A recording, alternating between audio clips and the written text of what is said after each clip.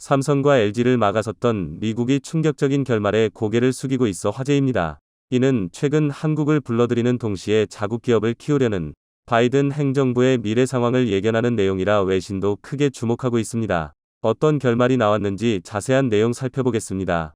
미국이 한국 기업을 겨냥해 2018년부터 시행한 세탁기 세이프 가드 조치 보고서가 8월 16일 발표된 바 있습니다. 미국 국제무역위원회 ITC는 해당 보고서에서 자신들의 조치가 삼성과 LG전자의 미국 시장 지배력을 오히려 높이게 됐다는 언급을 했습니다. 미국 대통령 직속 기구가 보호무역주의 정책을 앞세우며 한국을 대상으로 핀셋 규제에 나섰지만 한국 기업들이 높은 기술력과 현지화로 극복했다는 점을 공식 인정한 것입니다. 이는 바이든 대통령과 의회에 보고된 내용인데 세이프가드로 미국 내 세탁기 생산 및 미국 산업 점유율은 늘었지만 이는 신규 미국 생산자인 삼성과 LG가 주도했다고 지적했습니다.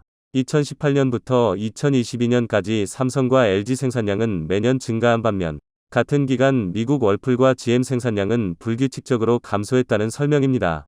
실제로 이 기간 삼성의 미국 세탁기 점유율은 20%에서 23%로 높아졌고 LG전자 또한 16%에서 20%대로 늘어난 상태입니다. 반면 월풀은 34%에서 31%로 축소돼 미국 관계자들을 경악시켰습니다.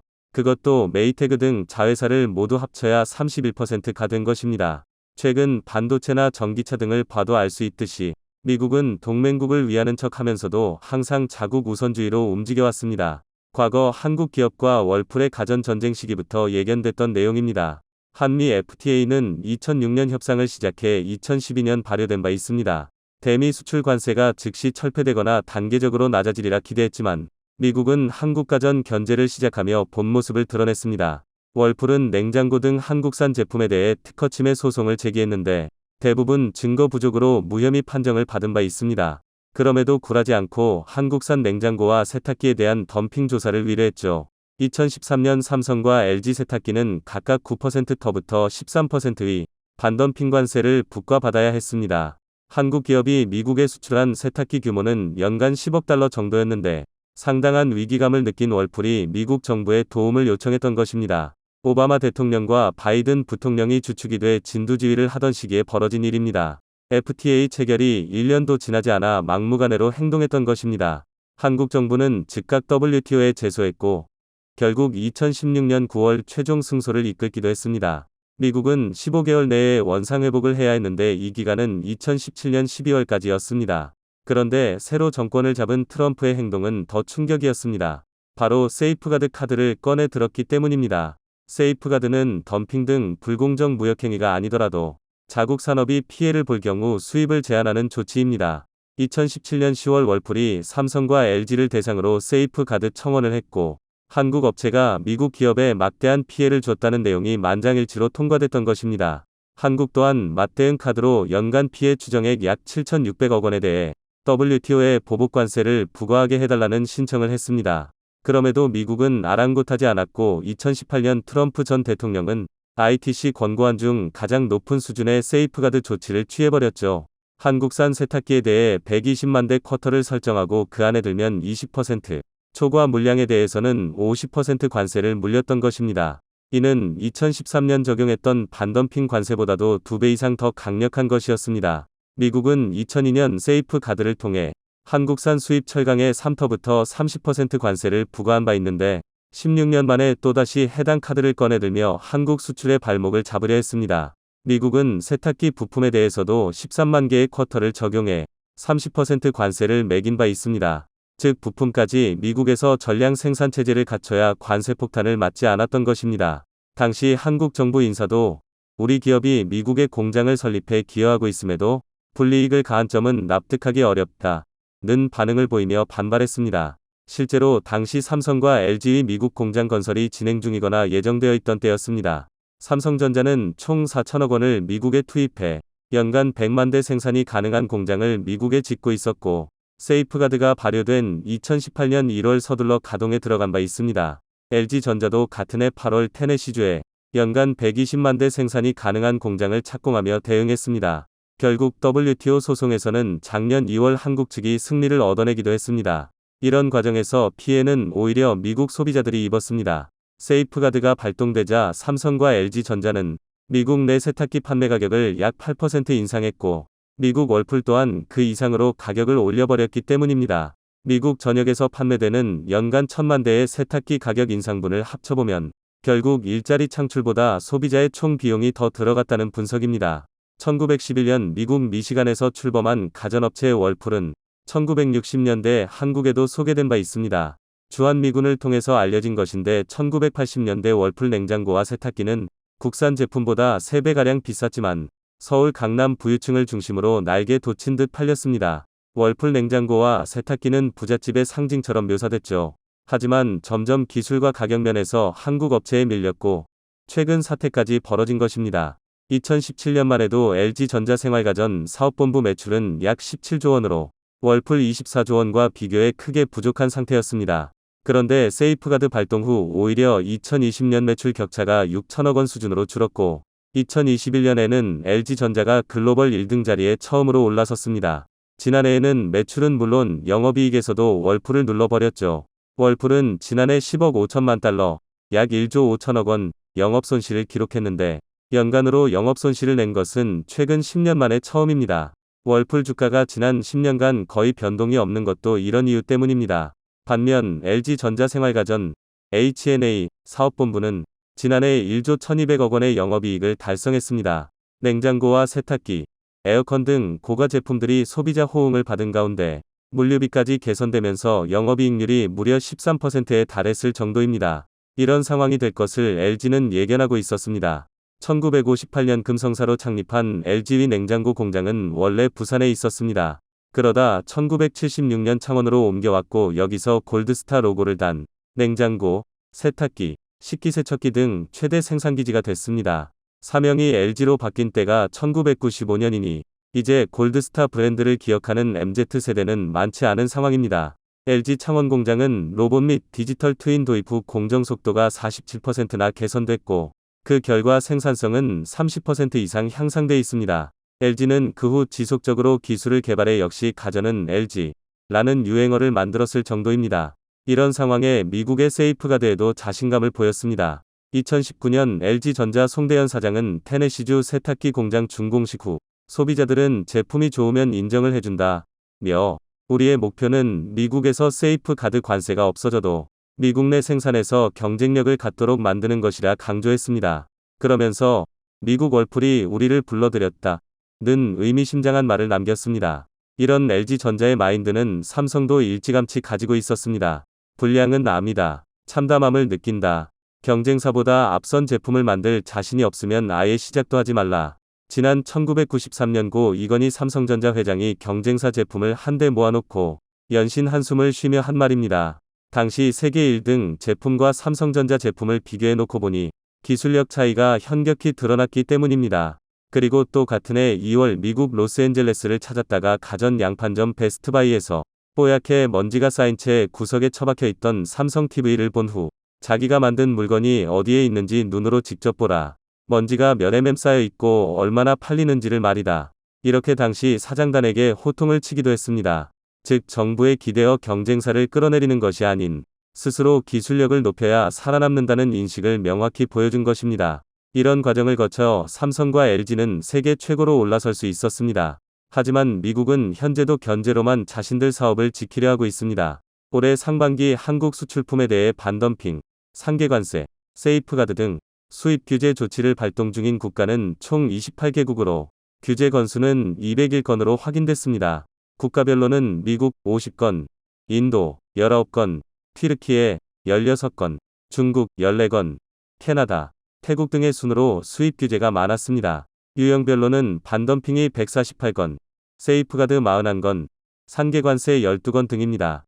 한국에 대한 수입 규제는 지난해 하반기 대비 10건이 늘었는데 미국이 가장 많아 여전히 한국을 견제하고 있는 상황입니다. 하지만 미국 소비자들은 품질로 제품을 선택하고 있습니다. 미국 유력 소비자 매체 컨슈머 리포트가 발표한 최고 및 최악의 드럼 세탁기 평가에서 놀라운 결과가 나왔습니다. LG전자 제품이 1위에서 4위까지 상위권을 휩쓸었고 삼성전자 세탁기 제품이 6위를 한 것입니다. LG전자 드럼 세탁기는 세탁 성능, 부드러운 옷감 처리, 브랜드 신뢰도 항목에서 좋은 평가를 받았습니다. 특히 1위를 한 제품은 에너지 및 물 효율성에서 모두 최고 점수를 기록했고, 소음과 진동이 낮다는 극찬을 듣기도 했습니다. 반면 월풀 드럼 세탁기는 최악의 제품으로 선정된 상태입니다. 이와 동시에 최악으로 평가된 곳은 중국 미디어사가 만든 세탁기였습니다. 미국산 월풀이 중국산과 비슷한 평가를 받았던 것입니다. 컨슈머 리포트는 미국 내에서 판매되는 가전 등 다양한 제품을 실제 사용한 소비자들의 설문과 자체 테스트로 평가해 순위를 매깁니다.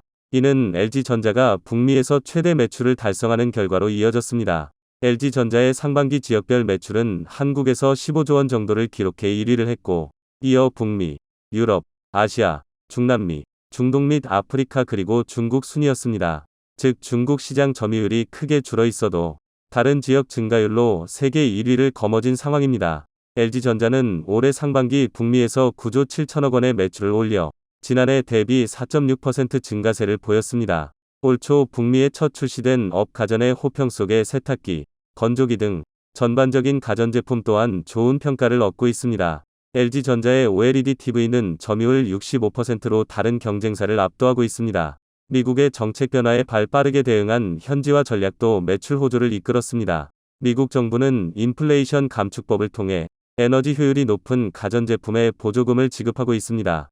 LG전자는 이에 대응해 히트펌프 기술을 적용한 냉난방기, 온수기, 건조기, 그리고 가스 사용을 대체한 전기레인지 등의 판매 비중을 높이고 있습니다. 테네시주 공장에서는 고효율 히트펌프 건조기를 연간 60만 대나 생산하고 있습니다. 미국 전반에 불어닥친 탈탄소화 움직임에 맞춰 화석연료 사용 제품의 전기화 추세가 거세지고 있는데, 히트펌프 등 다양한 고효율 원천 기술을 보유한 LG전자의 유리한 환경이라는 해석입니다.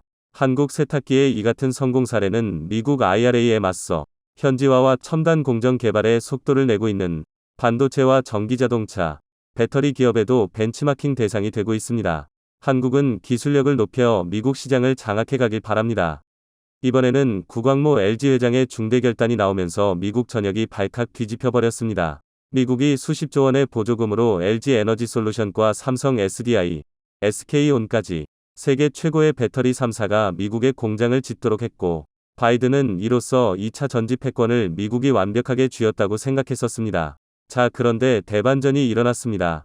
2차 전지 압도적 세계 1위인 LG의 구광모 회장이 바이든 면전에 대놓고 깜짝 폭탄 발표를 한 것인데요. 미국 내부에서도 결국 터져버렸습니다. 미국에 가장 많은 투자를 한 한국의 삼성과 SK의 뒤통수를 치고 인텔에만 온갖 특혜를 퍼다준 바이든, 미국의 싱크탱크조차 바이든의 등을 돌리며 인텔보다 한국의 삼성과 SK를 지원해야 하는데 바이든이 멍청한 선택을 내렸다며 바이든의 면전에 대놓고 강한 비난 세례를 퍼부었습니다. 싱크탱크는 바이든 행정부의 지주 역할로 일반적으로는 현직 대통령의 조언을 해주며 칭찬하는 것이 일반적인데, 바이든의 말도 안 되는 한국 뒤통수를 더 이상 보지 못하겠다며 이례적인 상황이 발생한 것입니다.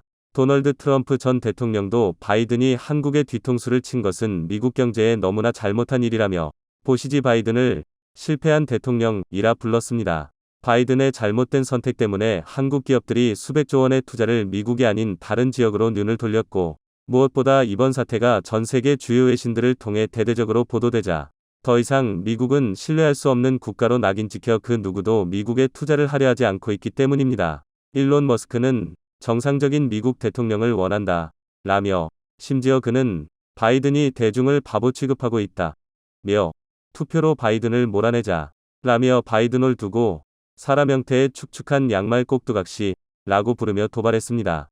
그리고 결국 이를 저질러 버렸습니다. 3년여 만에 중국을 방문한 일론 머스크 테슬라 최고 경영자, CEO.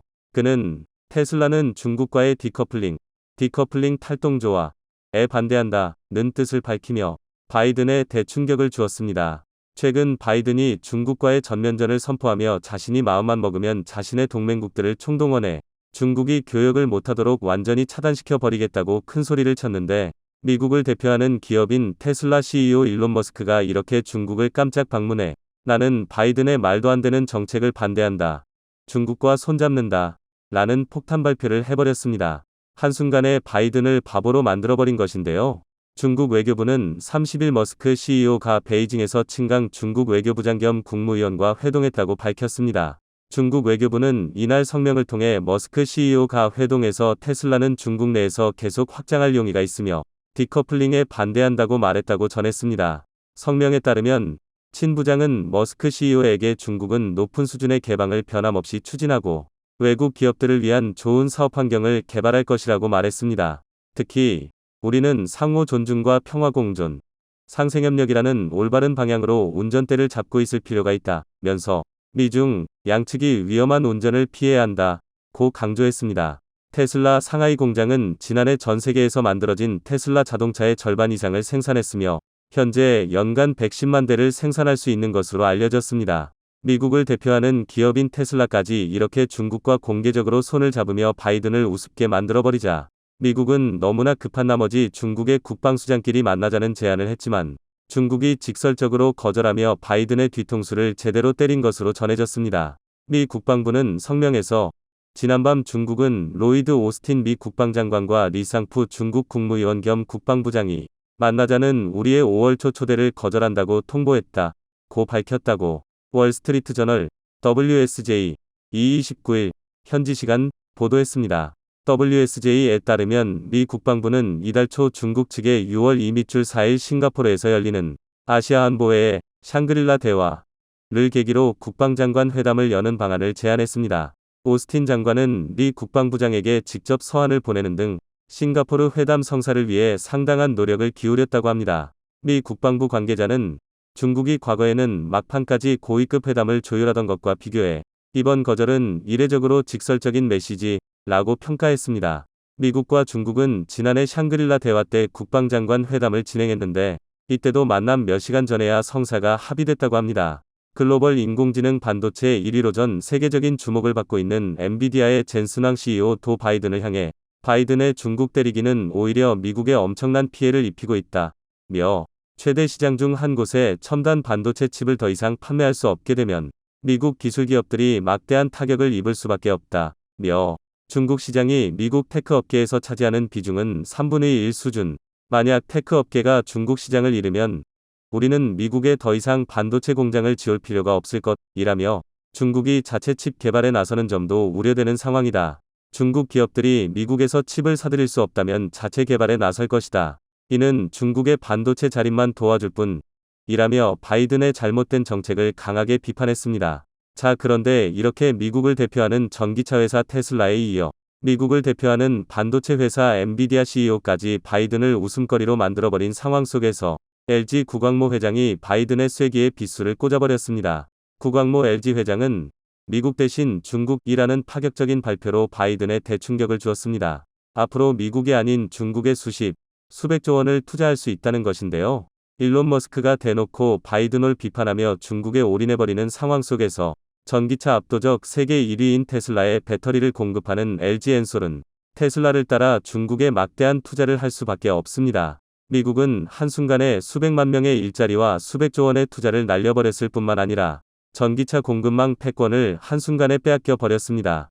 구광모 LG 회장이 이렇게 과감한 결단을 내릴 수 있었던 것은 뒤통수 치고 보조금조차 제대로 지급하지 않는 바이든과 달리 중국에서 최근 LG 엔솔의 대박 행진이 심상치 않기 때문입니다. LG 에너지 솔루션의 배터리를 탑재한 지리자동차 산하 폴스타 22종이 중국 정부가 발표한 신차 목록에 들었습니다. 보조금 확보가 유력시되면서 중국 시장에서 LG의 활약이 두드러졌습니다. 중국공업정보화부가 지난 9일 현지 시간 발표한 제369차 도로자동차 제조업체 제품 발표 도로계 동체리앙 생산기 예급찬 품공고에 LG의 배터리를 장착한 폴스타 22종이 포함됐습니다. 폴스타 2는 신차 명단에 들며 향후 중국 정부로부터 보조금을 받을 가능성이 높아졌습니다. LG 에너지 솔루션은 현지 정부의 보조금 혜택에 힘입어 중국 시장에서 대박 행진을 시작했습니다. 실제로 최근 시진핑이 직접 LG 공장을 방문하며 한국에 엄청난 특혜를 약속한 것으로 전해졌습니다. 시 주석은 LG 디스플레이 방문 현장에서 약 1시간 동안 브리핑을 받고 관계자들과 대화하면서 한중 간의 우위를 강조하는 덕담을 전한 것으로 알려졌습니다. 시진핑이 2012년 중국 최고 지도자가 된 이후 중국 내 한국계 기업을 방문한 것은 매우 이례적인 일인데요. LG 공장을 방문한 것은 LG 에너지 솔루션이 앞으로 수백조 원의 투자를 중국에 할 수 있음을 시사하고 있다고 전문가들은 말하고 있습니다. 미국보다 높은 보조금을 주는 것은 물론이고 한국산 자동차도 어디에서 생산됐는지와 관계없이 중국 전기차와 똑같은 보조금을 줄 수 있다는 것입니다. 한국만 특별히 말이죠. LG 에너지솔루션은 중국을 제외한 나머지 글로벌 시장에서 압도적인 세계 1위로 승승장구하고 있는데요. 이번에 중국이 LG 엔솔 배터리에도 막대한 보조금을 주기 시작하면서 중국 내 판매도 급격히 상승할 것으로 전망되고 있습니다. 자, 그런데 이렇게 한국의 배터리가 초대박 행진을 이어가는 가운데 한국 배터리 제조사에 장비를 납품하던 일본 기업들은 아싸, 우리도 같이 대박난다 라며 들떠있는 상황입니다. 자, 그런데 일본에는 엄청난 충격적인 소식이 전해졌습니다. 아바코를 비롯한 한국 기업들이 그동안 일본이 LG 엔솔에 공급하던 2차 전지 핵심 장비들을 빛의 속도로 모두 국산화해버렸습니다. 일본이 한국에 반도체 수출 규제를 하며 일본산 반도체 소재 수출을 중단했을 당시에도 한국이 기적을 만들어내며 그 짧은 시간에 모두 국산화해버렸는데요.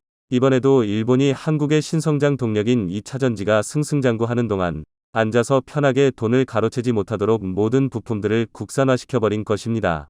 특히 에코프로 그룹은 양극재와 음극재를 만드는 데 필요한 모든 공정을 수직 계열화하여 세계 최대의 생산 공장을 한국에 설립하는 데 성공시키면서 최근까지 한국에 납품하던 수많은 일본 관련 회사들이 파산을 피할 수 없어 발칵 뒤집혀버린 것으로 알려졌습니다. 한국은 명실상부 반도체 강국입니다. 그러한 한국의 대표적인 반도체 기업인 삼성전자는 세계 최초로 3나노 파운드리 반도체 양산에 성공하며 전 세계의 주목을 받기도 했는데요. 최근 삼성전자가 유럽 최대의 종합반도체 연구소인 아이맥과 손잡고 기존의 2차원적인 반도체를 넘어 3차원적인 반도체 생산에 도전했다는 소식이 전해지며 또 한 번 화제가 됐습니다. 연일 이어지는 신기술 개발로 세계 시장을 선도해 나가는 K반도체의 의상에 세계 여러 기업들은 한국 현지화에 속도를 내고 있다고 합니다. 특히나 세계 반도체 장비 1위 기업인 어플라이드 머티어리얼즈가 경기도에 생산 연구개발 R&D 센터를 짓기로 합의하고 한국에 대한 투자를 강화하고 있다는 소식이 전해지며 많은 이들의 관심을 받았는데요. 어플라이드의 CEO인 게리 디커스는 한국 반도체에 대해 최고라고 치켜세우기까지 했다고 하죠. 한편 일본 정부는 한국 반도체의 성장을 견제하며 2019년부터 수출 규제를 해왔는데요. 수출 규제 3년. 오히려 역효과가 나 일본의 소부장 기업들이 탈일본을 선택하며 한국 공장에 투자하는 등 초유의 상황이 벌어지고 있다고 합니다. 최근 삼성전자가 반도체 원판인 웨이퍼의 뒤쪽 면을 활용하는 기술을 도입할 예정이라는 소식이 전해지며 또 한 번 화제가 됐습니다. 이는 곧 기존 2차원, 2D적인 반도체를 3차원, 3D로 확장하는 것인데요. 이와 함께 삼성전자는 2025년 2나노미터, 2027년 1.4나노미터 공정에 도전할 계획임을 밝혔습니다. 삼성전자는 앞선 3나노미터 공정에서 게이트 올어라운드 GAA라는 새 구조를 처음으로 상용화한 만큼 2나노미터 공정에서도 현재 1위 기업인 TSMC의 기술 우위를 점하겠다는 전략을 세웠는데요. 지난 27일 반도체 업계에서 공개한 내용에 따르면 삼성전자는 2나노미터 공정부터 웨이퍼의 뒤쪽을 활용하는 기술인 BSPDN 백사이드 파워 딜리버리 네트워크를 활용할 예정이라고 합니다. BSPDN은 기존 반도체 성능의 한계를 뛰어넘기 위해 고안된 기술로 지난 2019년 벨기에 루벤에 있는 유럽 최대의 종합반도체 연구소인 이맥이 제안한 개념입니다. 반도체는 전기 신호로 작용하기 때문에 전류를 어떻게 흘려보내는지가 곧 기술의 핵심이라고 할 수 있습니다.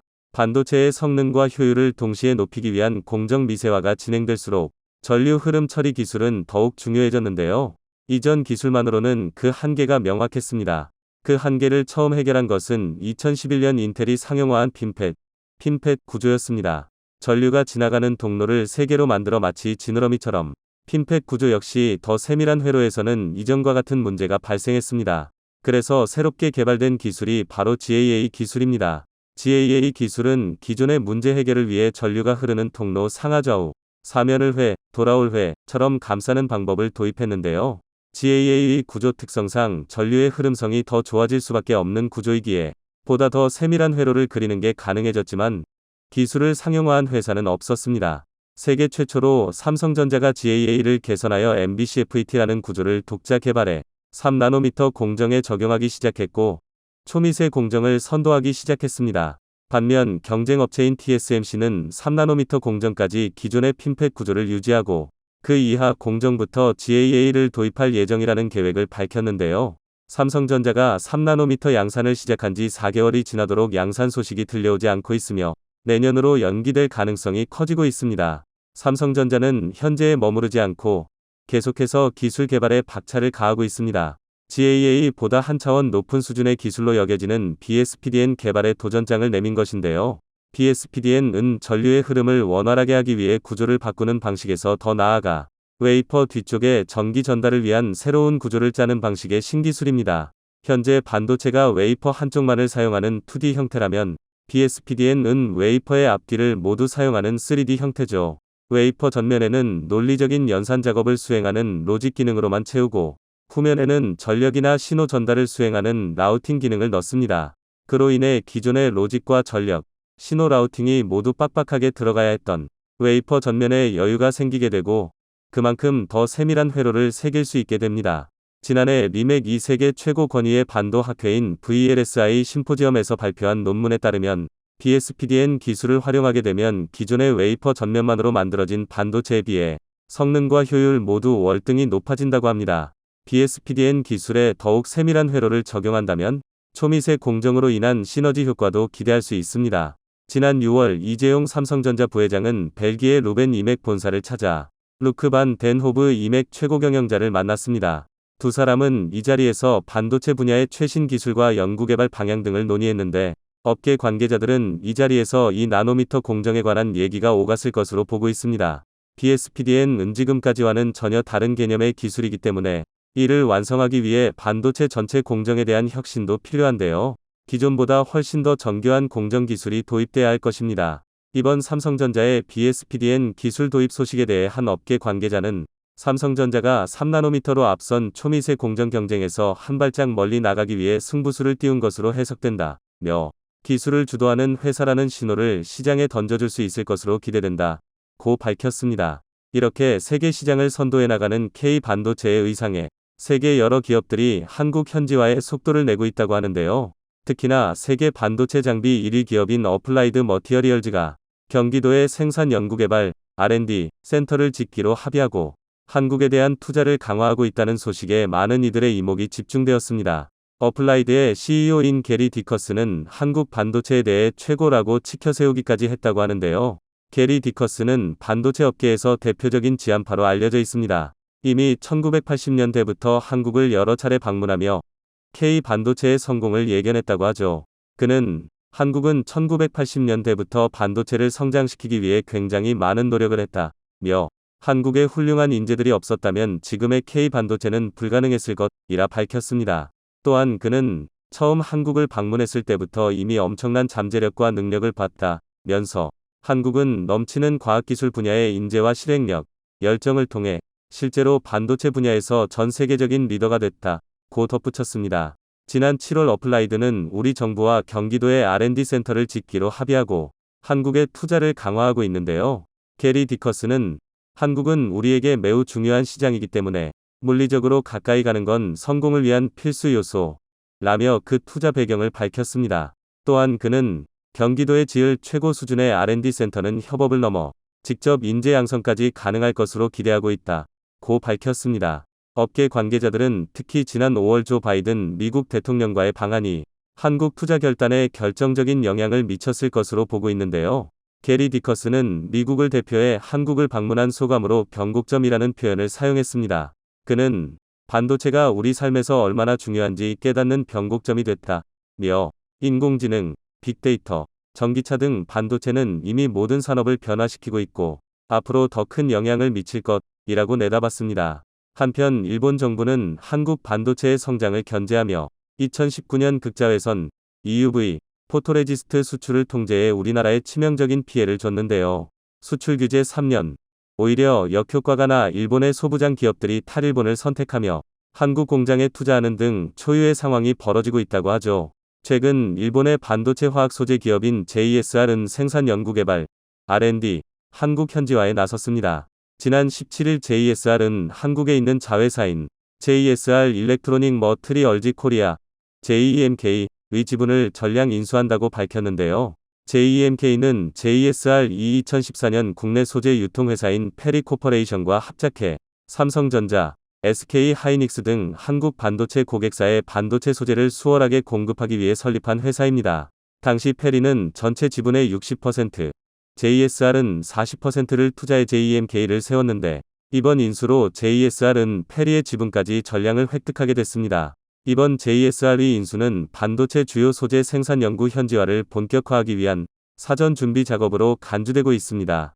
JSR은 최첨단 반도체 공정인 EUV 노광의 핵심 소재인 포토레지스트를 생산하는 회사입니다. 특히 삼성전자가 활용하는 포토레지스트의 60%부터 70%가 JSR 제품일 정도로 국내 반도체 생태계에서 JSR의 존재감은 상당한데요. 생산시설과 R&D 설비가 한국에 갖춰진다면 삼성전자와 SK 하이닉스는 생산라인 운영과 첨단 제품 개발에서 우위에 설 수 있게 됩니다.